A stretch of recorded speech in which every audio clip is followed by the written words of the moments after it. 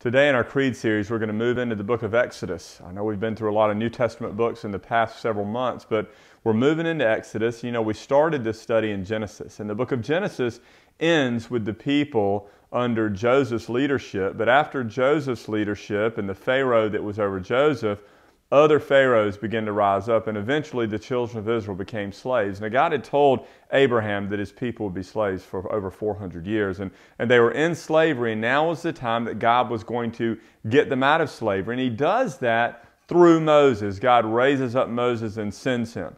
But look at what's going on before the birth of Moses. In Exodus 2:15, it says, "The king of Egypt said to the Hebrew midwives, one of whom was named Shaphrah and the other Puah, when you serve as a midwife to the Hebrew women and see them in the birth stool, if it is a son, you shall kill him, but if it's a daughter, she shall live." But the midwives feared God and did not do as the king commanded.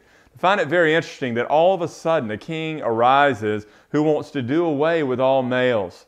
Don't forget, way back in Genesis 3:15, that God promised one, a he said in Genesis 3:15 to Satan.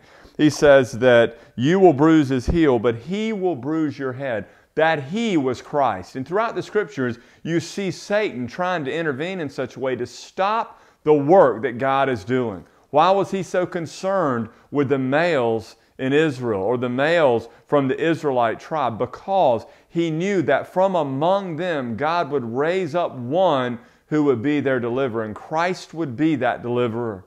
Don't forget, the whole story of the Scriptures is Satan trying to stop what God is doing, but God always reigning victoriously over Satan. Not only would God raise up Moses to deliver the Israelites, but there will be another he that we will see in the Gospels, and that would be Jesus Christ. He would be the one who would crush the skull of the serpent.